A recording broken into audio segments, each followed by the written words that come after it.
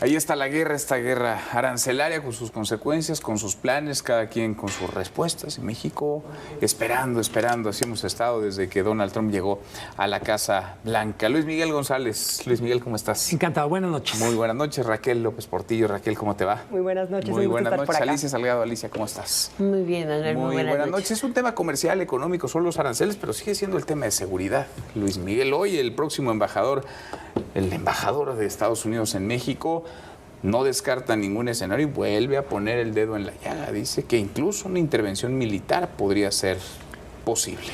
Sí, cuando parece que sacamos un aprobatorio en uno, nos recuerdan que reprobamos el anterior sí. Y nos regresan a la escuela. Sí. En realidad, creo que no es algo que tenga una fecha de inicio, claro, pero seguramente no tendrá una fecha de conclusión.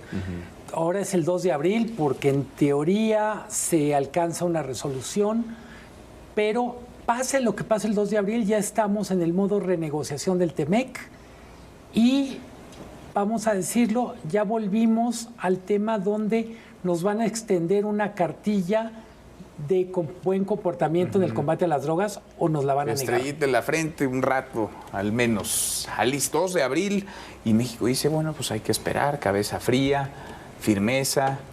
Van a empezar las consultas con la industria del acero, el aluminio, la industria automotriz. No, ya empezaron. Bueno, hoy decía Marcelo que van a empezar las consultas. Pero yo creo que para mañana. Fundamentar el argumento, ¿no? ¿Tú crees? Sí. Yo me voy con lo que dijo. Y él dijo, mañana vamos a empezar las consultas. ¿Cómo que vamos a empezar las consultas si los aranceles los anunciaron desde hace tiempo? Exacto, estuvieron en Washington los representantes también del sector privado acerero. Y pues a lo mejor fue un poco de desencanto el que México no tuviera sobre la mesa de negociación una propuesta muy clara. Pero a mí, a disculpa del gobierno mexicano, que a veces no tiene muchas disculpas, tiene un punto, Marcelo, a su favor. ¿Qué va a poner sobre la mesa? ¿Qué te va a entregar? ¿Bloquear a los chinos?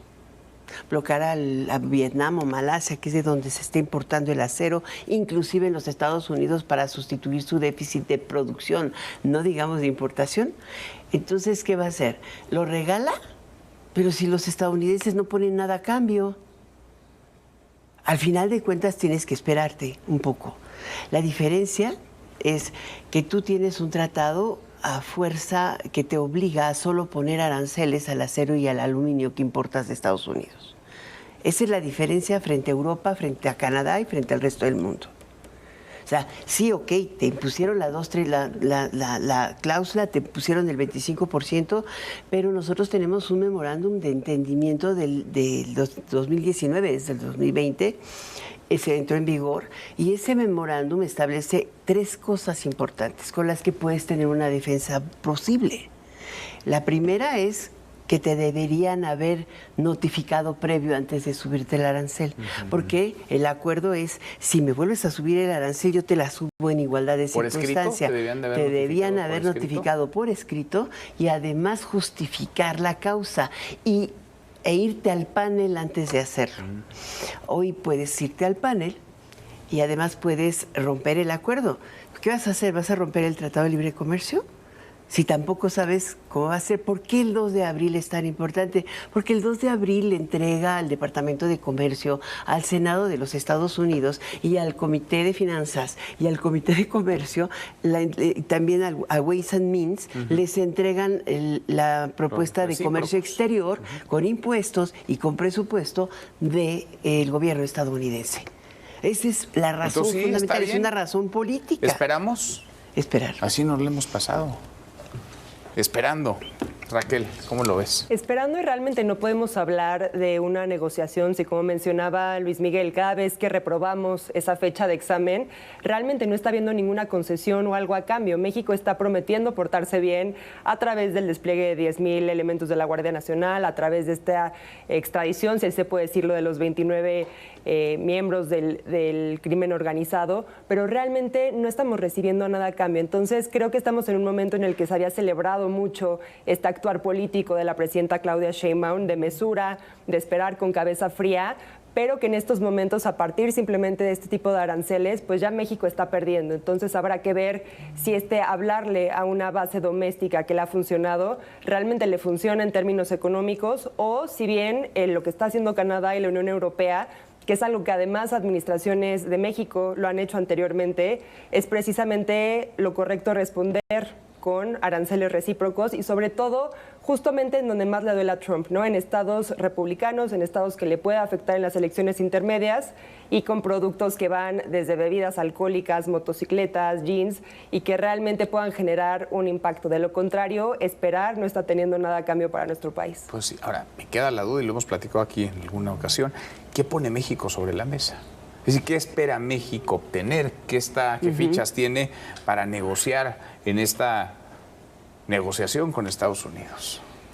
Creo que en una negociación el más vulnerable es el que pierde más en caso de que salgan mal las cosas. Y México en ese sentido entra a la mesa en una condición vulnerable. Estados Unidos depende mucho menos de su comercio exterior de lo que depende México o Canadá. Los porcentajes son abrumadoramente diferentes. Para Estados Unidos el comercio exterior es 24% de su PIB, para México es 67% y el más vulnerable es Canadá, 75%. Mira.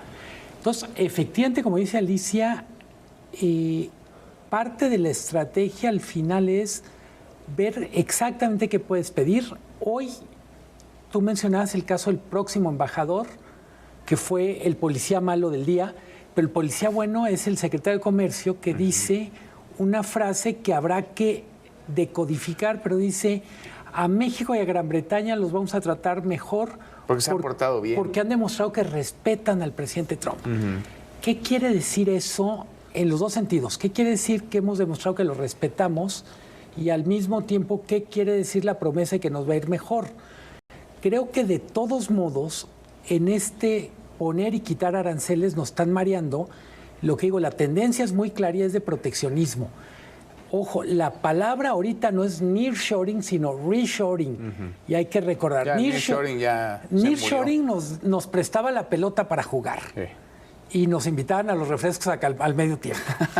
el reshoring es literalmente lo que me pueda traer acá, me lo voy a traer y solo me voy a dar el gusto de regalarles, de dejarles lo que de veras no encuentro manera de traerme.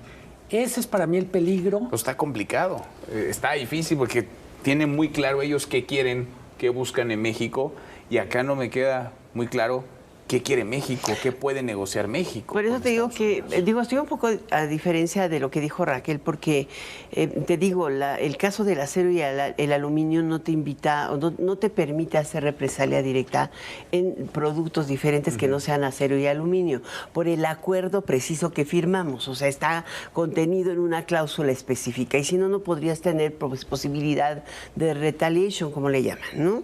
Entonces, partiendo de que tienes una amarra firmada por el anterior gobierno, por Jesús Seade, que además es pues un Paco el innombrable en esta escena. O sea, tienes muchos pequeños, como le llaman, poison pills, que los americanos los están cubriendo perfectamente. Y la razón es que Jameson era el segundo de a bordo de la Heiser. Finalmente, él es el que firmó muchas de las cláusulas que hoy están ahí espinando el pie. Como final, o sea, ¿qué pone México sobre la mesa? ¿Qué puede poner? Lo único que puede poner es que, a diferencia de otros países, de los aceros que tú les exportas, el 65%... Pero tú estás hablando del acero y el aluminio, y está bien, pero más amplio. ¿Qué pone México? ¿Qué está negociando México? México está negociando que le mantengas el libre comercio. Eso es lo que está manejando. Que le mantengas el acceso preferencial con arancel, probablemente con arancel, pero tal vez no con arancel cero. O sea, tú tienes que encontrar cómo minimizar la pérdida. Eso es lo difícil. Para el mundo entero está siendo una pérdida. Pero si tú estás en la frontera y dependes en un 85% de la generación del Producto Interno Bruto, ¿qué quieres hacer? ¿Te vas a pelear con el que te genera o vas a encontrar las alternativas para minimizar la pérdida? ¿Hemos ganado algo? ¿Vamos ganando algo? El gran problema es que estás poniendo toda tu capacidad política y todo tu esfuerzo de país. Yo me preguntaba, Bueno, y realmente estamos combatiendo la inseguridad de los grupos criminales por darle placer a Trump o realmente por restituir la paz en México y además asegurarnos a los mexicanos un entorno de paz. Tendría que ser por lo segundo, ese entorno de paz, ese entorno de paz solo, por lo que nos cuesta a los mexicanos, sería suficiente para compensar el arancel, por Dios. Si dedicamos el 10% del Producto Interno Bruto a defendernos del jurídica crimen, ¿no? a las empresas y a los empresarios acá. Exacto. Porque hay mucho que aquí certeza se ha dejado jurídica de hacer. Vamos ganando algo. Yo veo a Marcelo Ebrard en Washington, viviendo prácticamente allá. Vamos ganando algo, además de tiempo, claro. Me parece que, salvo el hecho de no haber caído en exabruptos directos con Donald Trump, como es el caso de Justin Trudeau, por ejemplo, realmente México no va ganando nada y me parece que la estrategia debería de estar enfocada ya sea a la moneda de cambio o a los intereses detrás de Donald Trump, porque creo que a pesar de que estamos pensando en Norteamérica en su conjunto, al menos a partir de las declaraciones de Donald Trump han sido dos enfoques muy diferentes para Canadá y para México. Recordemos que para Canadá tiene ambiciones territoriales y que ha sido sumamente claro, y también del tema de agua, que también ha hecho hincapié que Canadá se está llevando la mayor parte de agua y que es un tratado injusto. Y en el caso de México me parece que al menos algo que había funcionado en la administración anterior del presidente López Obrador había sido esta moneda de cambio de abrir o cerrar la llave a los flujos migratorios. Y creo que eso está siendo un tanto distinta la negociación y que quizás, sobre todo para el tema de seguridad y el migratorio, pueda ser la única, pues sí, moneda de cambio, especie de mecanismo para poder tener una negociación más justa, pero por lo pronto México no está teniendo ningún tipo de concesión, ningún tipo de ganancia. Luis Miguel. A ver, coincido con Raquel, con Alicia, incluso con tu pregunta es, la única ganancia ahorita para México es no perder más de lo que ha perdido. Exacto. Pero a ver, en términos prácticos, si nos comparamos con Canadá, a diferencia del tono, de la forma, del maltrato en lo verbal a Justin Trudeau, que ya se fue el primer ministro de Canadá. Vamos más o menos igual. A mí lo que me preocupa, incluso en esta narrativa del gobierno mexicano de vean qué diferentes somos de Canadá, estamos reforzando un mensaje que en este momento creo que es contraproducente y es, hay dos negociaciones bilaterales de Estados Unidos y no una negociación en el contexto del TEMEC. De facto, el que nos queramos diferenciar de Canadá, tanto en la narrativa como en la estrategia, juega el juego que Trump quiere jugar y es, yo no quiero volver a hablar de TEMEC por lo pronto, no me vengan con Norteamérica como región. Yo tengo dos tratados comerciales, uno con Canadá y otro con México, y así los voy a tratar. Entonces, a mí me parece que hemos escuchado muy pocos mensajes de tenemos que defendernos junto con Canadá y más bien es cada quien que se rasque como pueda y finalmente a México le está yendo mejor. A mí no me queda claro, es muy pronto para hacer un balance de cuál es la mejor estrategia. Parecería por las noticias de ayer que Canadá está empezando a buscar en la Unión Europea un aliado.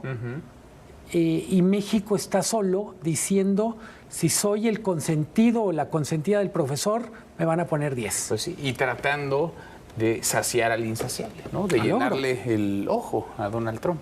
Alicia. Mira, yo creo que en términos de seguridad y de combate al narcotráfico, de no introducción del fentanilo o de la entrega de reos, pues le sirve muy bien para la entrevista de la mañana, ¿no? Él utiliza su canal de Fox y ahí va, perdón la palabra, pero todos nos enteramos de los anuncios que hacen a través de eso. Él o su red Truth Social se vuelve su medio de comunicación. En realidad, cuando tú lees la información que se publica, es muy diferente. Cuando ves, por ejemplo, la forma en que le responde el titular de la USTR a la Unión Europea. Y dice, está bien, impusiste aranceles de esta forma, pues va a ser recíproco, ¿no? Y la Unión Europea tiene la mayor parte de sus aranceles a los Estados Unidos pagados con la nación más favorecida. Pagan entre 2,5 a 3% de arancel a los productos que exportan a los Estados Unidos. Y hoy Trump, en uno de los productos que más exporta son vinos y quesos. Y hoy se los aplicó. ¿Cuánto fue el arancel? De 115% y de 200%. ¿No? Sí. Así de fácil. Ok, ya te fuiste allá, quéjate con... la Organización Mundial de Comercio es algo que tiene exactamente 10 años de no operar y tiene 17 rondas que no llegas a ningún acuerdo. Entonces, no tienes ni siquiera un mecanismo claro donde puedas ir a dirimir controversias, porque para eso servía y hoy no sirve. Ahora, ¿para dónde va el mundo? Vemos a las bolsas cayéndose, vemos ya esta guerra arancelaria, te pongo, me pones, nos peleamos, buscamos reacomodos, aliados. ¿Para dónde va la economía del mundo? Raquel, ¿para dónde va esta nueva conformación de la geopolítica? Pues me parece que realmente estamos en un momento en el que se están reescribiendo las reglas del juego y en donde si estamos viendo, o Trump está viendo las herramientas de política comercial como una forma tanto de fomentar nuevamente la competitividad hacia el interior de su país, a la vez que forza ciertas políticas o ciertos comportamientos por parte de otros países, pues realmente esta idea de tener tratados comerciales como una forma de facilitación precisamente entre naciones, pues realmente se acabó. O sea, si estamos hablando de libre comercio, pues realmente ya entre lo obsoleta que se ha vuelto la OMC y entre estas rupturas de los tratados, realmente creo que es muy difícil poder vaticinar el futuro de la economía, aunque quizás, pues sobre todo para el caso de México, como resultó con el tema automotriz, pues quizás sean precisamente estas empresas quienes acaben siendo nuestros mejores negociadores, nuestros mejores abogados, porque de lo contrario, pues no hay manera. Porque ellos sí pueden presionar, ¿no? A ver, Donald Trump parece que ya está calculando, está estimando una probable recesión. México, Luis Miguel. Vamos a un mundo más proteccionista. Pensábamos que el modelo de proteccionismo que había llegado hasta con Biden nos iba a convenir porque al gran comercio global iban a venir bloques regionales donde México tenía un lugar. No está tan claro que ese sea el modelo. ¿Cuál es el riesgo? Estagflación. Se acaba el crecimiento y tienes brotes inflacionarios. Y es un riesgo real que está a la vuelta de la esquina. ¿Lo ven yendo hacia una recesión? Estancado y con posibilidad de recesión. Gracias, Alicia. Raquel, muchas gracias. Luis Miguel, muchas gracias. Hasta mañana. Pásela.